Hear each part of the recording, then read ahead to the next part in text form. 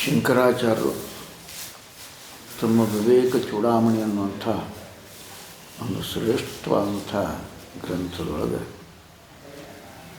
ಮನುಷ್ಯ ತನ್ನ ಅಜ್ಞಾನವನ್ನು ಕಳೆದುಕೊಂಡು ಒಳಗಿರುವಂಥ ಎಲ್ಲ ಕಡೆಗೆ ವ್ಯಾಪಿಸಿಕೊಂಡಿರುವಂಥ ಆತ್ಮತತ್ವ ಅದೇ ತತ್ವ ತಾನಾಗಿರುವನು ಅಂಥೇಳಿ ಅದು ಗಟ್ಟಿ ಮಾಡಿಕೊಳ್ಳೋ ಸಲುವಾಗಿ ಯಾವ ಪ್ರಯತ್ನ ಮಾಡಬೇಕು, ಹೇಗೆ ಪ್ರಯತ್ನ ಮಾಡಬೇಕು, ಸಾಧನೆಗಳೇನು, ಶಾಸ್ತ್ರಾದಿಗಳು ಏನು ಹೇಳ್ತವೆ ಎಲ್ಲವನ್ನು ತಿಳಿಸು ನಮಗೆ.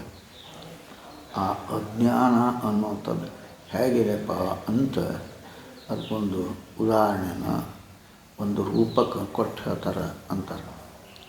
ಅಲ್ಲಿ ಹೇಳ್ತಾರೆ, ವೇದಾಧ್ಯಯನ ಮಾಡಿದ ಸ್ವಂತ ಹೊಸ ವಿದ್ಯಾರ್ಥಿ ಒಂದು ಹೆಸರು ಹೆಂಗೆ ಕೊಡ್ತಾರಪ್ಪ ಅವರು.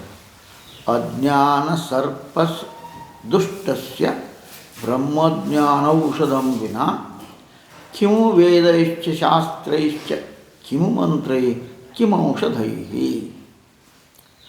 ನೋಡಿ, ಅಜ್ಞಾನ ಅನ್ನುವಂಥದ್ದೇನಪ್ಪ ಇದು ಹಾವು ಅಂತ ತಿಳ್ಕೊ.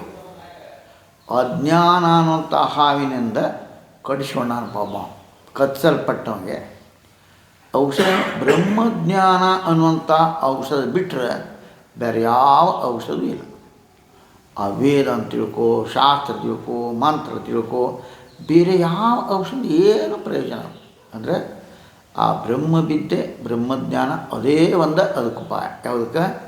ಅಜ್ಞಾನ ತೆಗೆದು ಹಾಕೋ ಸಲುವಾಗಿ. ಅವಿದ್ಯೆಯನ್ನು ತೊಲಗಿಸು, ಜ್ಞಾನ ಒಂದೇ ಸಮರ್ಥ ನಾನು ಮತ್ತು ಬೇರೆ ಯಾವುದು ಇಲ್ಲ ಅಂತ ಗಟ್ಟಿಯಾಗಿ ತಿಳಿಸ್ತಾ ಇದ್ದಾರೆ. ಇದನ್ನು ವಿಸ್ತಾರ ಮಾಡ್ತಾರೋ.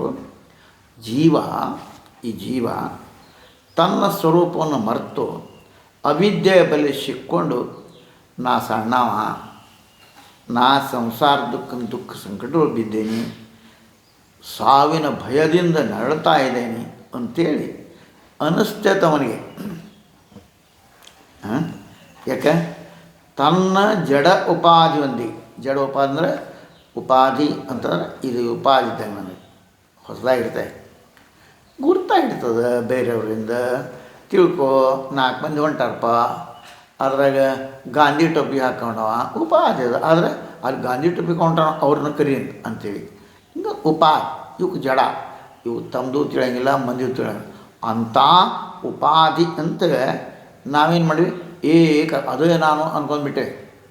ಹಂಗೆ ಶರೀರ ಅನ್ನೋ ಉಪಾಧಿ ಆತ್ಮಕ್ಕೆ ಉಪಾಧಿ ಇಲ್ಲ. ಉಪಾಧಿ ಅದು ಬಂದ ಕೂಡಲೇ ಆ ಉಪಾಧಿ ನಾನು ಅನ್ನಕತ್ತೀವಿ. ಯಾಕಂದರೆ ಹೋಗ್ತಾ ಇರ್ತಾನೆ ಅವ ಚುನ್ಮರಿ ಮಾರ್ಕೊಂತ ಹೊಂಟಾನ, ಚುಮ್ಮರಿ ಅಂತ ಕರಿತೇವೆ. ಚುನ್ಮರಿ ಮಾರ್ತಾನವ, ಚುನ್ಮರಿ ಅವನ ಹೆಸರು ಅಲ್ಲ, ಅವ ಚುನ್ಮರಿನೂ ಅಲ್ಲ. ಚುನ್ಮರಿ ಅಂತೆ, ಚುನ್ಮರಿ ಬಾಯಲಂತೆ, ಪುಟಾಣಿ ಬಾ ಅಂತೀವಿ, ಬಾಳೆಹಣ್ಣು ಬಾ ಅಂತೀವಿ. ಆದರೆ ಅದು ಅವನಿಗೆ ಉಪಾಧಿ ಕೆಲಸ. ಅವನೇ ಚುನ್ಮರಿ ಅಲ್ಲ. ಆಗೇದೇನಪ್ಪ ಅಂತಂದ್ರೆ ಹೆಂಗೆ ಆ ಚುನ್ಮರಿಯೋ ಪುಟಾಣೋ ಉಪಾಧೆಯೋ, ಟೊಪ್ಪಿಗೆ ಅಂಗಿ ಉಪಾಧೆಯೋ, ಹಂಗೆ ಈ ಶರೀರ ಅನ್ನುವಂಥದ್ದು ಒಳಗಿರುವಂಥ ಆತ್ಮ ಯಾರು ಅದೇ ನಾನು. ಅದಕ್ಕೆ ಇದು ಉಪಾಧಿ. ಇದು ಕೂಡ ಏಕಾಗ್ಬಿಟ್ಟ. ಅದು ಉಪಾಧಿ ಅಂದರೆ ಶರೀರ ಕೂಡ ಏಕ. ನಾ ಅಂದರೆ ಶರೀರ ಅಂದರೆ ನನಗೇನಾರ ಶರೀರಕ್ಕೇನ ನನಗೆ ಹಿಂಗಾತು ಅಂತಾನೆ. ಅದಕ್ಕಲ್ಲಿ ತಾದಾತ್ಮ ಹೊಂದೋದು ಒಂದು ಶಾಸ್ತ್ರ. ಅಂದರೆ ಅದು ಕೂಡ ಏಕಾಗ್ಬಿಡುತ್ತೆ ನೋಡಿ. ತಾದಾತ್ಮ ಹೊಂದಿ ಅವುಗಳ ದೋಷ ನೋಡಿ ಏನು ಮಾಡ್ತಾನೆ. ಅವು ಈ ಶರೀರ ದೋಷ ಅದಪ್ಪ. ಏನು ದೋಷ ಅದ? ದಪ್ಪ ಆಗೋದದ, ತೆಳಗಾಗೋದದ, ಹಸಿವಾಗೋದ. ನನಗೆ ಹಸಿವಾತು, ನಾ ದಪ್ಪ ಆಗೇನಿ, ನಾ ತೆಳಗಾಗೇನಿ, ಇದಕ್ಕಿಂತ ಭಾಳಷ್ಟು ಮುಂದೋದ್ರೆ ನಾ ಸಾಯ್ತೀನಿ. ಸಾಯೋದು ಶರೀರ ರೀ, ನೀವೇನು ಸಾಯ್ತೀರಿ? ಸಾಯೋದಲ್ಲ, ಸೂಕ್ಷ್ಮ ಮುಂದೆ ಹೋಗ್ತದೆ ಅಷ್ಟೇ. ಒಂದಿನ ಜನ್ಮನೂ ಇದ್ರೆ ಈಗ ಹೋದ್ರಿ ಮುಂದುವರಿತೀರಿ. ಹೆಂಗಪ್ಪ? ಕನಸ್ನಾಗೂ ನೀವು ಇದ್ರೆ, ನಿದ್ಯಾಗೂ ನೀವು ಹೆಸರ ನಿಮ್ಮದ್ರಿ. ಹಂಗೆ ಇವೆಲ್ಲ ಬಂದು ಹೋಗ್ತಾವೆ. ಈ ಶರೀರ ಬಂತು ಹೋಯ್ತು, ಹಿಂದೆ 2 ಶರೀರ ಬಂದು 2 ಶರೀರ ಹೋದು, ಅವು ನಮಗೆ ಗೊತ್ತಿಲ್ಲ. ಅದಕ್ಕೆ ಭಗವಂತ ಹೇಳ್ತಾನೆ, ಅವು ನನಗೆ ಏನೇನೋ ಆಗಿ ಹೋದಪ್ಪ, ಅವು ಏನೇನು ಅವತಾರ ಅದು ನನ್ನ ನೆನಪೈತಿ, ನೆನಪಿಲ್ಲ ಅಷ್ಟೆ. ನೆನಪಿಲ್ಲ ಅನ್ನೋದು ಒಂದು ದೃಷ್ಟಿಯಿಂದ ಚಲೋ. ಯಾಕೆ? ಹಿಂದಿನ ತೊಗೊಂಡು ಏನು ಮಾಡಿರಿ, ಇಲ್ಲಿಗೆ ಹಿಂದೆ ತಗೋ ಯಾವನೋ ಒಬ್ಬ ನನ್ನ ಹಿಂದೆ ಮಗ ಆಗಿದ್ದ ಅವ ಇವೆಲ್ಲ ಅಯ್ಯಯ್ಯೋ ಅಂತೇವೆ ಈ ಪ್ರಸಂಗ ಬರ್ತಿತ್ತು ಹಾಗೆಲ್ಲ. ಅದಕ್ಕೆ ಮರು ಇಟ್ಟ ಅಂತೇವು ಏನಿಲ್ಲ. ಕೆಲವು ಇಂತೂ ಸ್ಮರಣ ಇದ್ದ, ಕೆಲವು ಸ್ಮರಣ ಇದ್ದದ್ದು ಘಟನೆಗಳು ಅದಾವ. ಹಂಗೆ ಈ ಶರೀರ ಕೂಡ ನಾನು ಅಂತಂದ್ಬಿಟ್ಟು ಶರೀರ ಅಯ್ಯಯ್ಯೋ ನಾ ಸಾಯೋದಿಲ್ಲ ನೀ ಈ ಶರೀರ ಮುಂದೆ ಹೋಗ್ತದೆ. ಆಮೇಲೆ ಎಲ್ಲಿ ತನಕ ಇದೆ ಅಜ್ಞಾನ ಅನ್ನುವಂಥ ಮೂಲವಾದಂಥ ಅಜ್ಞಾನ ಅನ್ನುವಂಥ ಕಾರಣ ಶರೀರ ಇರೋ ತನಕ ಆತ್ಮನಾಗಿರ್ತೀನಿ. ಇದೇ ಇದೆಯಾ ಅದಾಗೇ ಉಳಿತೀಯ. ಹಂಗೆ ಆದ್ರೆ ತಿಳ್ಕೊಳ್ಳೋ ನೀವು ನಾನು ಶರೀರ ಅಂತ ತಿಳ್ಕೊಂಡದ್ದಕ್ಕೆ ಅವು ಅದ್ರಾಗಿನ ದೋಷ ತಾನೇ ಅಂತ ತಿಳ್ಕೊಳ್ತಾನೆ. ದುಃಖ ಆಗೋದು ಅದರ ಸಲುವಾಗಿ. ಇದನ್ನು ತಿಳ್ಕೊಂಡು ಜೀವಾತ್ಮ ತನ್ನ ಸ್ವರೂಪದ ಜ್ಞಾನಕ್ಕೆ ಪ್ರಯತ್ನಿಸಬೇಕು. ಇದಕ್ಕೆ ಪ್ರಯತ್ನ ನಾನು ಶರೀರ ಅಲ್ಲ, ಮನೋಬುದ್ಧಿ ಅಹಂಕಾರ ಚಿತ್ತ ನಾಹಂ, ನಾ ಮನಸ್ಸಲ್ಲ, ಬುದ್ಧಿ ಅಲ್ಲ, ನಾ ಏನೂ ಅಲ್ಲ. ಮತ್ತೇನು ದೀಪ ಚಿದಾನಂದ ರೂಪ ಶಿವ, ನಾ ಚಿತ್ ಆನಂದ ರೂಪದೇನೆ ಶಿವರೂಪದೇನೆ ನಾನು. ಇದು ತಿಳ್ಕೊಬೇಕು. ಇದು ಮರವಾಗೈತೆ ನಾವು. ಇದ್ರ ಕೂಡ ನಾವು ಈಗ ಇದನ್ನು ತೆಗೆದು ಹಾಕಿ ಆ ಸ್ವರೂಪ ಆ ಜ್ಞಾನಕ್ಕೆ ಪ್ರಯತ್ನ ಮಾಡಬೇಕು. ಆಗಾಗ ಅದಕ್ಕೆ ಬಂಧನ ಮುಕ್ತಿ ಅನ್ನೋ ಬಂಧನ ಇಲ್ಲ, ಮುಕ್ತಿನೂ ಇಲ್ಲ. ಆದರೆ ಬಂಧಕ್ಕೆ ಒಳಗಾದೀನಿ ಅಂತ ನಾವು ತಿಳ್ಕೊಂಡೇವೆ. ಅದಕ್ಕೆ ಮತ್ತೆಲ್ಲಿ ಹೋಗ್ಬೇಕು ನಾವು? ಕತ್ತಿಗೆ ಹೋಗ್ಬೇಕು. ಹಗ್ಗ ತಂದಿಲ್ಲ ಅಂತ ಅವ್ನು ಕಟ್ಟದಾಗ ಮಾಡ್ದ, ಅದು ಕಟ್ಟೆ ಬಿಟ್ರೆ ನನಗಂತ ತಿಳ್ಕೊಂಬಿಡುದು. ಕತ್ತಿ ಬಂದು ಹೊಡೆದು ಹೋಗೋವಲ್ದು ತಿಳ್ಕೊಂಡಿದ್ದೇನೆ ಕಟ್ಟ್ಯಾರ ನನಗೆ ಹಾಂ. ಅವಾಗ ನೆನಪು ಅಲ್ಲ ಹಂಗಾರೆ ಕಟ್ಟದಂಗೆ ಮಾಡಿದೆ, ಈಗ ಬಿಚ್ಚದಂಗೆ ಮಾಡಿ ಅಲ್ಲ ಅಂದ ಹೊಂಡ್ತಾನೆ. ಹಾಗಾಗೈತೆ ನಮ್ಮದು ಪರಿಸ್ಥಿತಿ. ಅದು ಬಂಧನೂ ಇಲ್ಲವೇ ಇಲ್ಲ. ನಾ ಬಂಧನ ತಿಳ್ಕೊಂಡೇನಿ, ನಾ ಸಣ್ಣವ, ನಾ ಶರೀರ ಅಂದ್ರೆ ನಾನು ಅಂತ ತಿಳ್ಕೊಂಡ್ಬಿಟ್ಟೆ. ಇದು ಹೋಗ್ತೈತೆ. ಅವಾಗ ನಾನು ಆತ್ಮಸ್ವರೂಪ ಅಂತ ತಿಳ್ಕೊಂಡಾಗ ಅದು ಹೋಗ್ಬಿಡ್ತೈತಿ. ಜೀವ ಪರಮಾತ್ಮ ಸ್ವರೂಪ ನಾನು ಅಂತ ತಿಳ್ಕೊಂಡಾಗ ಜೀವಾತ್ಮ ಹೋಗಿ ಪರಮಾತ್ಮನೇ ಅದಾನ ತಿಳ್ಕೊಬೇಕಾಯ್ತು ಅಷ್ಟೇ. ಅವಿದ್ಯಾ ಅನ್ನುವಂಥ ಹಾವಿನಿಂದ ಕಚ್ಚಲ್ಪಟ್ಟವನು ಕಟ್ಟಿಸ್ಕೊಂಡವ ಭ್ರಾಂತಿ ವಿಷಯ ಅನ್ನೋದು ಅಯ್ಯಯ್ಯಪ್ಪ ನಾನು ಶರೀರ, ನಾನು ಮನಸ್ಸು, ನಾ ಬುದ್ಧಿ ಅಂತೇಳಿ ತಪ್ಪು ತಿಳ್ಕೊಂಡು ಒದ್ದಾಡಕತ್ತಾನ. ಕೂಡಲೇ ಅಗ್ದಿ ಲಗುಣ ಅಜ್ಞಾನ ಅನ್ನುವಂಥ ಔಷಧ ಸೇವನೆ ನೋಡಿ ಅಂಥ ಒಂದು ಜ್ಞಾನ ಅನ್ನುವಂಥ ಆತ್ಮಜ್ಞಾನ ಅನ್ನುವಂಥ ಔಷಧ ಕುಡಿದ್ಬಿಟ್ರೆ ಅದು ಆತ್ಮಜ್ಞಾನ ಆಯ್ತು ಅಂದರೆ ಆ ಭ್ರಾಂತಿಯನ್ನು ಹೋಗಿಬಿಡ್ತೈತಿ. ಭ್ರಾಂತಿಯನ್ನು ತಪ್ಪು ತಿಳೋಕೆ ಆ ತಪ್ಪು ತಿಳೋಕೆಲ್ಲ ಹೋಗಿಬಿಡ್ತದೆ. ಆಮೇಲೆ ಅಂಥ ಒಂದು ಅವಿದ್ಯಾ ಅನ್ರಿ ಅಜ್ಞಾನ ಅನ್ರಿ ಅದು ಬುಡ ಸಹಿತ ಬೇರು ಸಹಿತ ಕಿತ್ತೋದು ನಾಶ ಮಾಡೋದು. ಅದನ್ನು ಮಾಡಬೇಕಾಯ್ತು ಮನುಷ್ಯ ಮಾಡಬೇಕಾದ ಅದು. ಸರ್ಪದಿಂದ ಕಡಿಸ್ಕೊಂಡಂಥ ವ್ಯಕ್ತಿಗೆ ಕೂಡಲೇ ಏನು ಬೇಕಪ್ಪ? ವಿಷಾಪಹಾರಿ, ಯಾವ ವಿಷವನ್ನು ತೆಗೆದು ಹಾಕುವಂಥ ಮತ್ತೇನು ಅದು ಬೇಕು. ಆ ವಿಷ ಅದರ ತೆಗೆದು ಹಾಕುವ ಮುಖ್ಯ ಕೆಲಸ. ವಿಷ ಏರೈತೆ ಅವಾಗ ಆ ವಿಷ ಅದಂಗಾರೆ ಇಲ್ಲೇ ಯಾವುದು ಅಜ್ಞಾನ ಅಂತ ಸರ್ಪ ಕಡದಲ್ಲೇ ಆ ಅವಿದ್ಯೆ ಅಂತ ಅತ್ಯಂತ ದಾರುಣ ಸ್ಥಿತಿಯೊಳಗೆ ಇದ್ದಾಗ ಅವ ಅಂಥ ಒಂದು ಸುಪ್ರಸಿದ್ಧ ಆತ್ಮಜ್ಞಾನ ಅನ್ನೋಂಥ ಔಷಧ ತೊಗೊಂಡ್ಬಿಟ್ರೆ ಆವಾಗ ಅವನಿಗೆ ಪರಿಹಾರ ಅದಕ್ಕೆ ಅದನ್ನು ಬಿಟ್ಟು ಬೇರೆ ಯಾವುದೂ ಇಲ್ಲ. ಯಾಕೆ ಯಾವಂತ ಅದಕ್ಕೆ ಅಂಥ ಔಷಧ ವಿಷ ಅಂತ ಉದಾಹರಣೆ ಕೊಟ್ಟರವ್ರು ಅಷ್ಟೇ. ಅಜ್ಞಾನ ಅನ್ನೋದು ಸರ್ಪಕ್ಕೆ ಹೋಲಿಸಿದ್ರು, ಆಮೇಲೆ ಆ ಭ್ರಾಂತಿ ಜ್ಞಾನ ಅನ್ನೋದನ್ನು ರೋಗಕ್ಕೆ ಹೋಲಿಸಿ ವಿಷಕ್ಕೆ ಹೋಲಿಸಿ. ಹಂಗೆ ಅದು ತೆಗಿಬೇಕಾರೆ ಆ ವಿಷದ ಜ್ಞಾನ ಅರ್ಥಾತ್ ಆ ರೋಗ ಆ ಭ್ರಾಂತಿ ತೆಗಿಬೇಕು ಜ್ಞಾನ ಆಗಬೇಕು. ಔಷಧ ರೋಗ ಅದು ವಿಷ ಏರ್ತು ಅಂದ್ರೆ ಅದನ್ನು ತೆಗೆದುಹಾಕೋ ಪ್ರಯತ್ನ ಮಾಡಬೇಕು. ಇಲ್ಲಿ ಯಾವುದು ಏರೈತಪ್ಪ? ಭ್ರಾಂತಿ. ಯಾಕೆ? ಅವಿದ್ಯೆ. ಅದರಿಂದ ಆ ಅಜ್ಞಾನ ನಾಶ ಮಾಡಿಬಿಟ್ರೆ ಆ ಭ್ರಾಂತಿ ಹೋಗ್ತೈತಿ. ಅದಕ್ಕಲ್ಲೇ ಅದನ್ನು ಬಿಟ್ಕೊಂಡು ಬೇರೆ ಏನು ಆಗಂಗಿಲ್ಲ. ಹಂಗೆಲ್ಲ ಮತ್ತೊಂದು ಯಾವುದಿಲ್ಲ. ಶಾಸ್ತ್ರದ ಅಧ್ಯಯನ, ಮೂಲ ಸ್ವರೂಪದ ಜ್ಞಾನ. ಇದಾತ ವೇದ ಮಂತ್ರ ಅನ್ರಿ ಏನು ಮಂತ್ರ ಹಾಕ್ತಾನೆ ನಡೆಯಿಲ್ಲ. ದೇವಳದ ಮಂತ್ರ ಹಾಕ್ತಾರೆ, ಆ ಮಂತ್ರ ಅದು ಏನು ಮಾಡ್ತಾರೆ. ಆದರೆ ಇದೆಂಥದ್ದು ಔಷಧ ಅಂತದ್ದು ಬೇಕಾದ್ರೆ ಜ್ಞಾನ.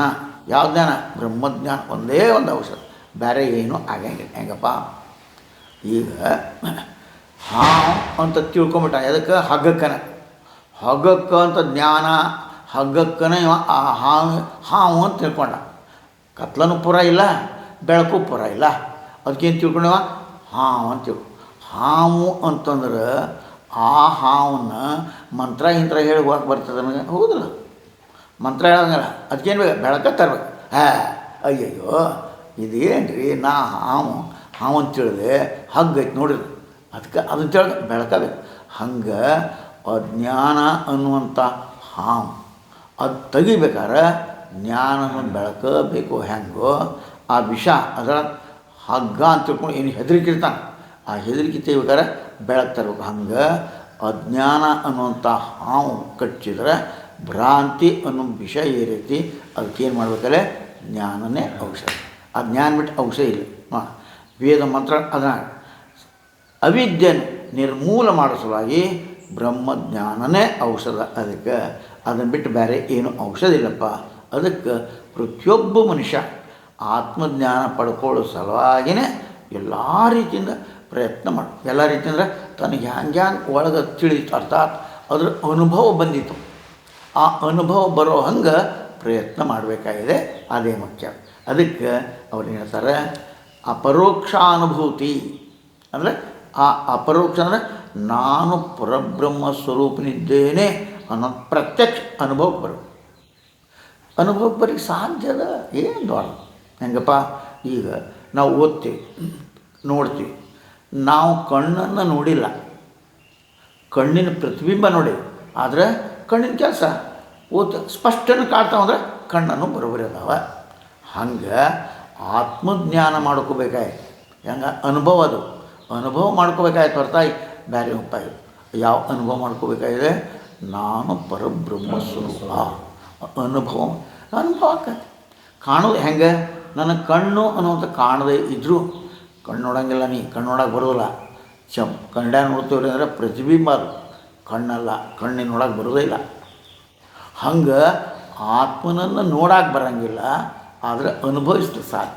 ಹೆಂಗೆ ಕಣ್ಣು ನೋಡೋಕೆ ಬರೋಂಗಿಲ್ಲ ನನಗೆ, ಅದು ಚಲೋ ಓದ್ತೇನೆ ಅಂದದ್ದಕ್ಕೆ ಕಣ್ಣಲ್ಲ ಅಂತ ಹೆಂಗೆ ಹೇಳ್ತಾನೋ ಹಂಗೆ ನಾವೇನೇ ಕಿವಿಲೇ ಕೇಳ್ತೀವಿ, ಕಣ್ಣಲ್ಲೇ ನೋಡ್ತೀವಿ, ಸ್ಪರ್ಶ ಮಾಡ್ತೀವಿ, ಮಾತಾಡ್ತೀವಿ, ರುಚಿ ತಗೋತೀವಿ. ಹೌದಾ? ಇದು ಹಿಂದೆ ಯಾರು ಸ್ವಲ್ಪ ಅದರಿಂದ ವಿಚಾರ ಮಾಡ್ಕೊತ ಹೋದ್ರೆ ವಿಚಾರ ಎಲ್ಲಿ ಹೋಗಿ ಮುಟ್ತಾವ? ಆತ್ಮಕ್ಕೆ ಹೋಗ್ತಾವೆ, ಆ ಬ್ರಹ್ಮಕ್ಕೆ. ಇದು ಅರ್ಥ ಮಾಡ್ಬೋದು. ಅದಕ್ಕೆ ಅದು ಅಂಥ ಅನುಭೂತಿ ಯಾವುದ್ರದ್ದು? ನಾನು ಆತ್ಮಸ್ವರೂಪನಿದ್ದೇನೆ ಅಂತ ಗಟ್ಟಿ ಆತ್ಮ ಅಂದರೆ ಆವಾಗ ಬಂಧ ಎಲ್ಲೈತೆ? ಬಂಧ ನನಗೆಲ್ಲಿ ಬಂದವೋ? ಬಂಧನ ಇಲ್ಲ ನನಗೆ. ಹಂಗೆ ಅವ್ರ ಮುಂದೆ ಹೇಳ್ತಾರೆ, ನ ಗಚ್ಚತಿ ವಿನಾಪಾನ ವ್ಯಾಧಿರೌಷಧ ಶಬ್ದತಃ ವಿನಾ ಅಪರೋಕ್ಷ ಜ್ಞಾನಾನುಭವಂ ಬ್ರಹ್ಮಸ್ಪರ್ಶೇನ ಮುಖ್ಯತೆ. ಅದಕ್ಕೆ ಉದಾಹರಣೆ ಕೊಡ್ತಾರೆ. ಯಾವಾಗಲೂ ಒಂದು ಉದಾಹರಣೆ ಕೊಟ್ಟರೆ ನಮ್ಗೆ ತಿಳಿತೈತಿ ಅಂಥೇಳಿ ಮಹಾತ್ಮರು ಒಂದೊಂದಕ್ಕೂ ಒಂದು ಉದಾಹರಣೆಯನ್ನು ಕೊಟ್ಟಿರ್ತಾರೆ. ಅದಕ್ಕೆ ಅಂತಾರಪ್ಪ ನೋಡಿ, ಔಷಧ ಸೇವಿಸದೆ ಕೇವಲ ಔಷಧ ಶಬ್ದ ಉಚ್ಚಾರ ಮಾಡಿ ರೋಗ ಹೋಗ್ತೈತೇನೋ? ಇಲ್ಲ. ಔಷಧ ಬಾಯಲ್ಲಿ ಹೇಳಿದ್ರೆ ಹೋಗ್ತೈತೆ ನಾವು, ಇದಕ್ಕೆ ಈ ಔಷಧ ಚಲೋಪ್ಪ ಅಂದ್ವಿ, ಅದನ್ನು ತಗೋಬೇಕು, ಪತ್ತೆ ಮಾಡಿ ಅವಾಗ ಹೆಂಗೆ ಹೋಗ್ತೈತೋ ಹಂಗೆ ಬಾಯಲ್ಲಿ ಉಚ್ಚಾರ ಮಾಡಿದ್ರೆ ಹೋಗಂಗಿಲ್ಲ. ಹಂಗೆ ಬ್ರಹ್ಮ ಸಾಕ್ಷಾತ್ಕಾರ ಆಗಲಾರದೆ ಕೇವಲ ಬ್ರಹ್ಮ ಬ್ರಹ್ಮ ಬ್ರಹ್ಮ ಅಂತ ಆ ಶಬ್ದನ ಹೇಳಿದಕ್ಕೆ ಯಾರೂ ಮುಕ್ತ ಆಗೋದಿಲ್ಲ. ಬ್ರಹ್ಮ ಬ್ರಹ್ಮ ಅಂತ ಶಬ್ದ ಹೇಳಿದ್ರಲ್ಲ, ಆ ಬ್ರಹ್ಮ ಸ್ವರೂಪ ನಾನೇ ಅಂತೇಳಿ ಗಟ್ಟಿಯಾಗ ಬರೀ ಬಾಯಲ್ಲಿ ಹೇಳೋದಲ್ಲ, ಗಟ್ಟಿ ಇದಕ್ಕೆ ಅನುಭೂತಿ ಅಂತ. ಅದಕ್ಕೆ ಅವ್ರು ವಿಸ್ತಾರ ಮಾಡ್ತಾರೆ.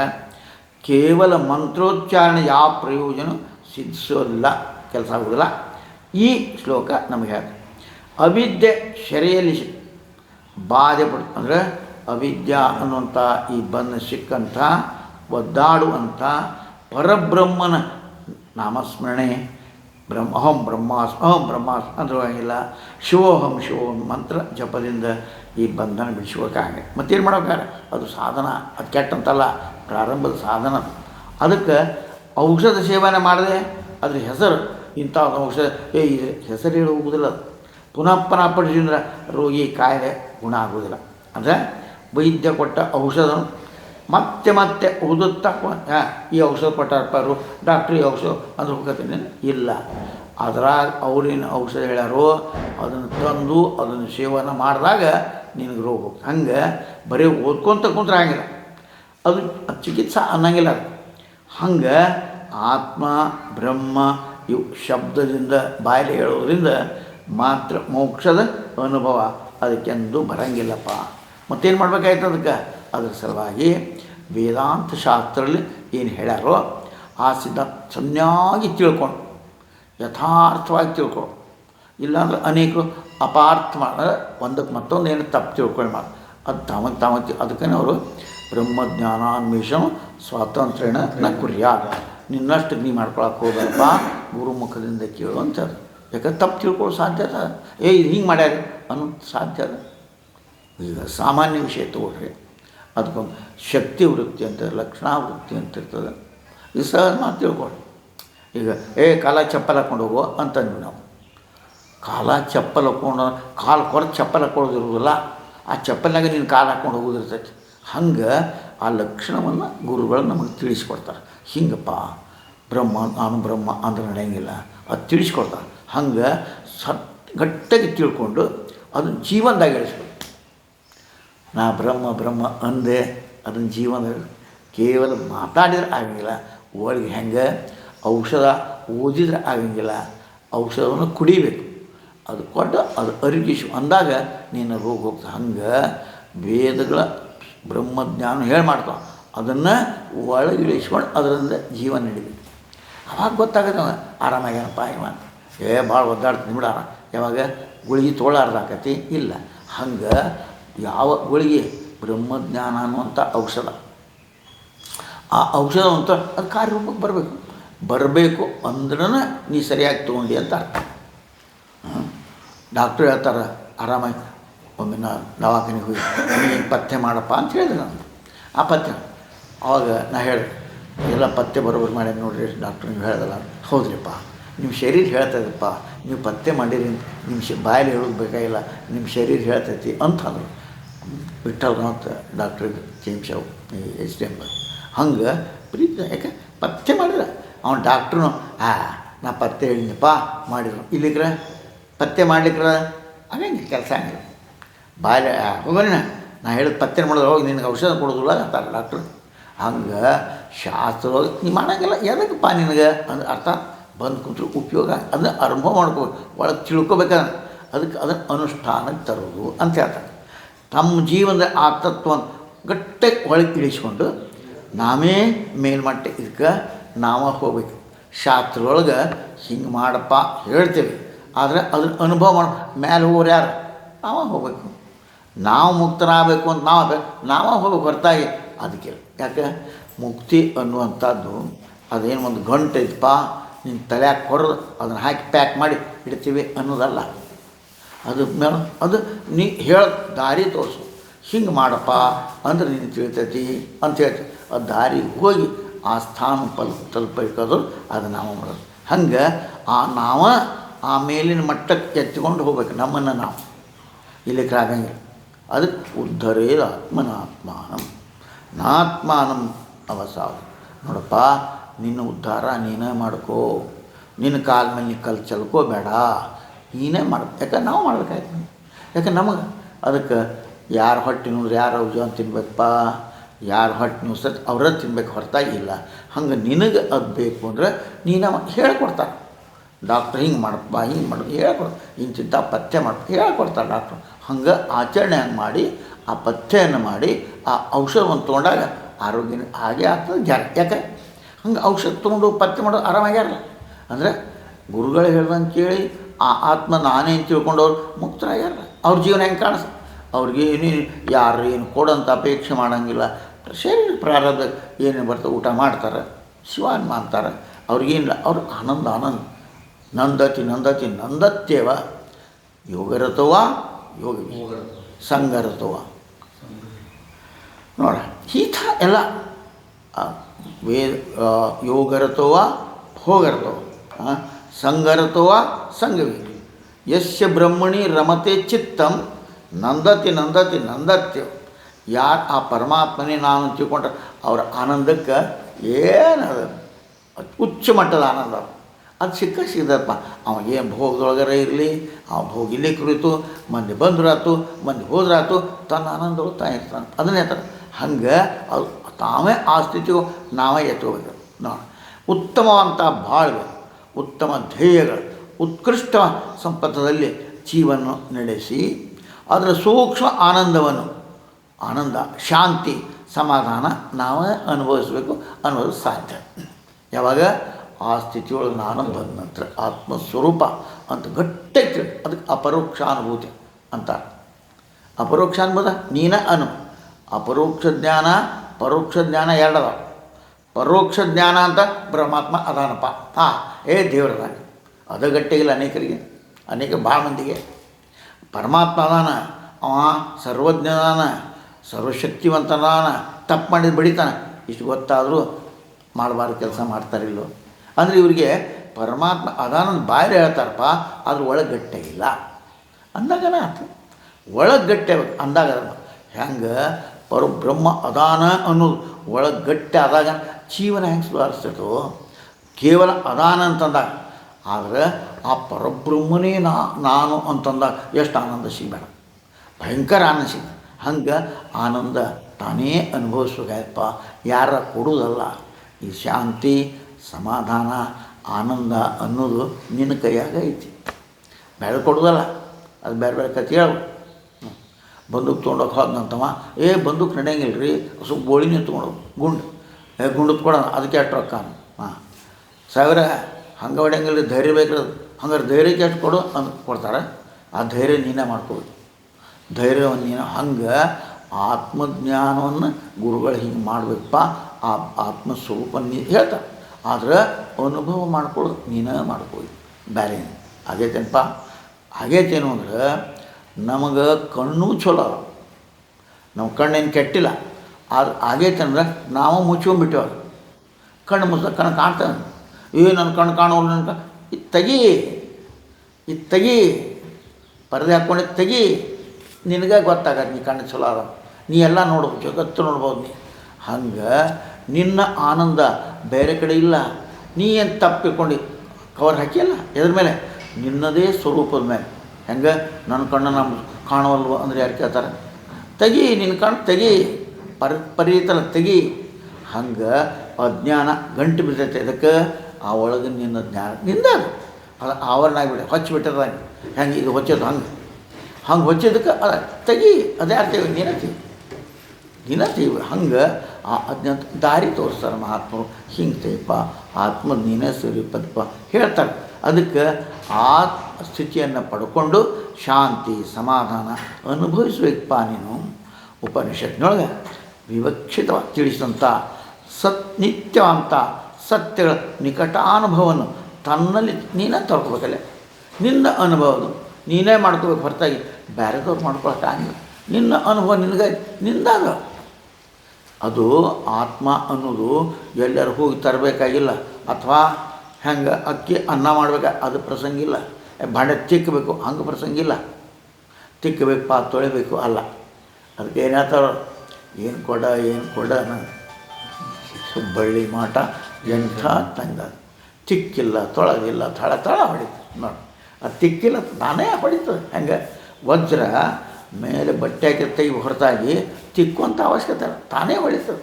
ಹಂಗೆ ಆತ್ಮಜ್ಞಾನ ಅನ್ನೋದು ನಿನ್ನದೇ ಸ್ವರೂಪ. ಅದನ್ನು ಅಡ್ಡ ಹಾಕೊಂಡು ಪರದೆ ಹಾಕ್ಕೊಂಡು ಅದರದ್ದು ಅಜ್ಞಾನದ ಐತಿ. ಕಾಮ, ಕ್ರೋಧ, ಲೋಭ, ಅದು ಇದು ಅದ್ರ ಮೇಲೆ ಐತಲ್ಲ, ಅವು ಸರಿಸಿಬಿಟ್ಟೆ ಅಂದರೆ ಅದೇ ಕೆಲಸದ ವಾಡ. ಅದು ರಜ್ನ ಐತಿ ತನ್ನ ಒಳಗೆ ತಾನೇ ಬೆಳಗ್ತದೆ. ಅದು ಬೆಳಗೋದಕ್ಕೆ ನೀ ಏನು ಪ್ರಯತ್ನ ಮಾಡ್ಬೇಕು, ತಾನೇ ಬೆಳಗ್ತದೆ. ಆಗ್ಬೇಕಪ್ಪ ಮ್ಯಾಲಿನ ಹೊದಿಕೆ ಹಾಕಿ ಅದನ್ನು ತೆಗೆದುಬಿಟ್ರೆ ಮುಗಿದ ಕೆಲಸ. ಅದನ್ನು ತೆಗೆಯೋ ಕೆಲಸದೇ ಮಾತು. ಅದಕ್ಕೆ ನಾ ಹೇಳ್ತಾಯಿದ್ದೆ, ಈ ಶರೀರಪ್ಪ, ಅದಕ್ಕೆ ಶರೀರ ಏನು ಕೆಲಸ ಮಾಡ್ತದೆ, ಅದನ್ನು ತಕ್ಕೊಳ್ಳು. ಹೆಂಗಪ್ಪ ಬೋರ್ ಮಷಿನ್ ಮಣ್ಣು ತೆಗೆಯೋದು ಕೆಲಸ ಮಾಡ್ತೈತಿ. ಮ್ಯಾಲೆ ಕಲ್ಲು ಮಣ್ಣು, ಒಳಗೆ ನೀರು, ಆ ನೀರು ತಂದು ಹಾಕೋದಿಲ್ಲ ಬೋರ್ ಮಷಿನ್. ನೀರು ಅಲ್ಲೇ ಅದಾವ, ಆದ್ರೆ ಮಣ್ಣು ಗಿಡ ಬಿದ್ದೈತಂತೇಳಿ ಅದನ್ನು ತೆಗಿಬೇಕು. ಹೆಂಗೋ ಹಂಗೆ ನೀ ಆತ್ಮಸ್ವರೂಪನೇ ಇದ್ದು ಅದ್ರ ಮೇಲಿನ ಆವರಣ ಆಗ್ಯದೋ ಅದನ್ನು ತೆಗಿಬೇಕಪ್ಪ. ಅದಕ್ಕೆ ಹೆಂಗೆ ಮಾಡಬೇಕಪ್ಪ? ಅದು ಮಾಡ್ಬೇಕು. ಅಂದಮೇಲೆ ನಿತ್ಯ ಸತ್ಯ ನಿಕಟಾನುಭವ ತನ್ನಲ್ಲಿತ್ತು.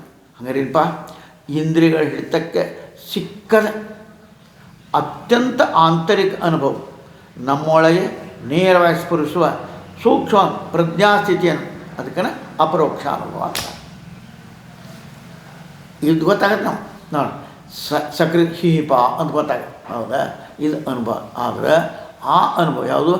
ಆತ್ಮದ ಅನುಭವ ಮಾಡ್ಬೇಕಾದ್ರೆ ಪ್ರಜ್ಞಾಚಕ್ಷು ಜ್ಞಾನಚಕ್ಷು ಅದಕ್ಕೆ ಋತಂಬರ ಪ್ರಜ್ಞಾ ಅದು ಮಾಡ್ಕೋಬೇಕಾದ್ರೆ ಸಾವಕಾಶ ನನ್ನಲ್ಲಿರುವಂಥ ಆವರಣ ಅದು ಇದು ತೆಗೆದು ಹಾಕಿ ಆ ಸತ್ಯತೆ ನಿನಗೆ ಗೊತ್ತು. ಯಾಕೆ ನಿಂದ ಸ್ವರೂಪದ ಅದಕ್ಕೇನು ಎಲ್ಲಿ ಹೋಗಿ ತರಬೇಕಪ್ಪ ಅನ್ನೋದಿಲ್ಲ, ತೊಳಿಬೇಕಪ್ಪ ಅಂದ್ರೆ ಅಕ್ಕಿರ್ತಗ ಅನ್ನ ಮಾಡಬೇಕು ಬದಲಾವಣೆ ಏನು ನಿಂದ ಅದೇನು ಮ್ಯಾಲೆ ಮುಚ್ಚದ ಅದು ತೆಗೆದಷ್ಟೇ. ಅವಾಗೇನಂತಾರೆ ಅದು ತಿಳಿ ಹಾಂ ಹೌದಪ್ಪ ನಾ ಆ ರೀತಿ ಅನುಭವ ಮಾಡ್ಕೊಂಡು ಗಟ್ಟಿಯಾದಾಗ ಅನುಭವ ಆಕತ್ತೆ ಹೊರತ ಬರೀ ಬಾಯಲ್ಲೇ ನಾ ಬ್ರಹ್ಮ ಅಂತಂದ್ರೆ ಆಗಂಗಿಲ್ಲ ಕೆಲಸ. ಅದಕ್ಕೆ ಅಪರೋಕ್ಷ ಅನುಭವ, ಅದಕ್ಕೆ ಅಪರೋಕ್ಷಾನುಭೂತಿ ಅಂತ. ಅಪರೋಕ್ಷ ಅದೇ ನಾನಿದ್ದೇನೆ ಭಗವಂತ ಅದಾನ ಅನ್ನೋದು ಪರೋಕ್ಷ ಜ್ಞಾನ ಅಂತಾರೆ.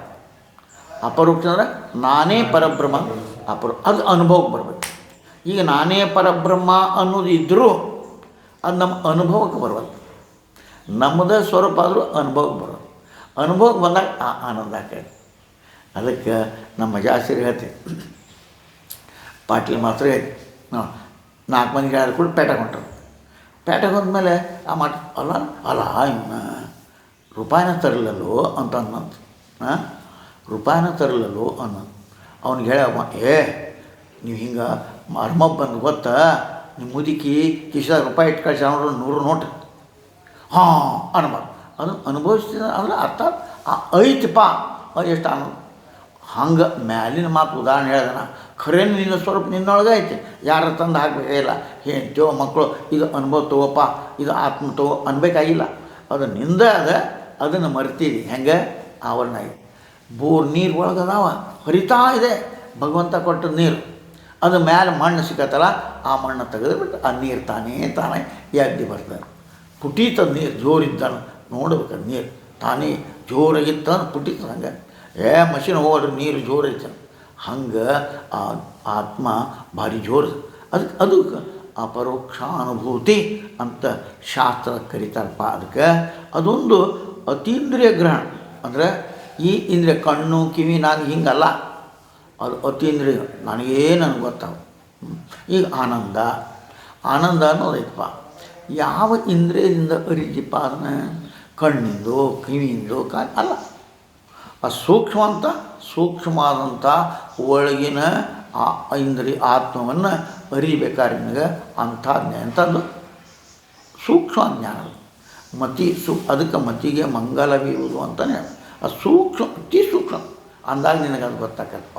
ಈ ಸ್ಥೂಲ ಮತಿಗೆ ಗೊತ್ತಾಗಿಲ್ಲ. ಅದಕ್ಕೆ ಸೂಕ್ಷ್ಮ ಮಾಡಬೇಕು. ಮತಿ ನಲಕೆ ಮತಿ ಜಿಹಿಲಕೆ. ಆ ಸಾಮಾನ್ಯ ಮತಿಗೆ ಆಗಂಗಿಲ್ಲ.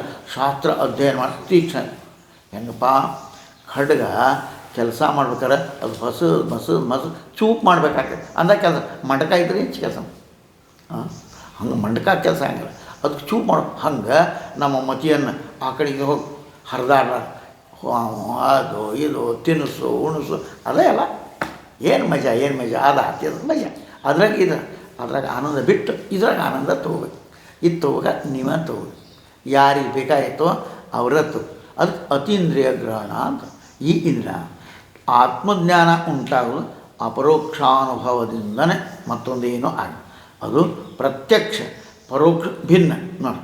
ಇದು ಪ್ರತ್ಯಕ್ಷದಿಂದನೂ ಭಿನ್ನ, ಪರೋಕ್ಷಗಳಿಂದನೂ ಭಿನ್ನ. ಎಷ್ಟು ಹೇಳ್ತಾರೆ ನೋಡಿ ಹೆಂಗಿದೆ ನೀವು ನೋಡುವ. ಪ್ರತ್ಯಕ್ಷದಿಂದ ಭಿನ್ನ ಅಂತ ನೀವು ಹೇಳ್ತೀವಿ ಅಂದರೆ ಇದಪ್ಪ ಇದರಿಂದ ಅಲ್ಲ ಹೌದಾ. ಇವರೇನಂತಾರೆ ಪ್ರತ್ಯಕ್ಷದಿಂದ ಪರೋಕ್ಷಗಳಿಂದ ಭಿನ್ನ ಅಂತ. ಇದು ಅರ್ಥ ತಿಳ್ಕೊಂಡು ಏನಂಗಂದ್ರೆ ಪ್ರತ್ಯಕ್ಷ ಭಿನ್ನ ಇದು ಗೊತ್ತಾಗತ್ತೆ. ಆತ್ಮ ಅನ್ನೋದು ಇದಕ್ಕಿಂತ ಭಿನ್ನ ಹೌದಾ. ಆಮೇಲೆ ಪರೋಕ್ಷ ಅಂತ ಯಾಕಂದ್ರೆ ಈಗ ನಾವು ಸ್ವರ್ಗ ಇದೆ ಅಂತೀವಿ ನಮ್ಮ ಕಡೆ, ಅದು ಪರೋಕ್ಷ ಅಂತೀವಿಲ್ಲ. ಸ್ವರ್ಗ ನರಕ ಇವು ಪರೋಕ್ಷ ಅಂತೀವಿ. ಹಂಗೈತನಿದು ಇಲ್ಲ. ಅದಕ್ಕೆ ಹೇಳ್ತಾರೆ ಪರೋಕ್ಷದಿಂದನೂ ಭಿನ್ನ ಅಪರೋಕ್ಷದಿಂದನೂ ಭಿನ್ನ. ಅದು ನಿನ್ನ ಸ್ವರೂಪನ ಅದ. ಅದು ಪರೋಕ್ಷನೂ ಅಲ್ಲ ಅಪರೋಕ್ಷ. ಈಗ ನೋಡ ನಿನ್ನದೇ ಸ್ವರೂಪ ಅಂತಂದ ಬಳಿಕ ಅದು ಪರೋಕ್ಷ ಅಪರೋಕ್ಷ ಅನ್ನೋ ಸಾಪೇಕ್ಷ ಶಬ್ದವು.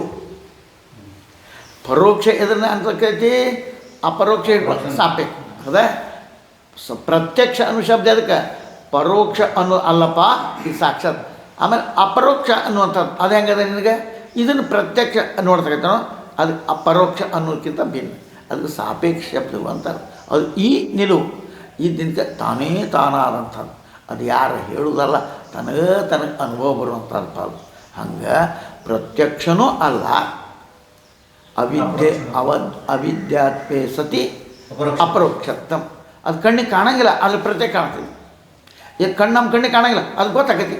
ಹೆಂಗೆ ಓದ್ತೇನಲ್ಲ, ಕಣ್ಣು ಅವೇದ್ಯ, ಆದ್ರೂ ಹೆಂಗದ ಅಪರೋಕ್ಷ. ಹಂಗೆ ಅಜ್ಞಾನ ಹಂಗೆ ಈ ಪರೋಕ್ಷ ಈ ಅಪರೋಕ್ಷ ಅಥವಾ ಪ್ರತ್ಯಕ್ಷ ಇದಕ್ಕಿಂತ ಭಿನ್ನಪ ಅಂಥದ್ದು ಭಿನ್ನವಾದಂಥ ಸಂವೇದ ನನಗೆ ಗೊತ್ತಾಗುವಂಥದ್ದು.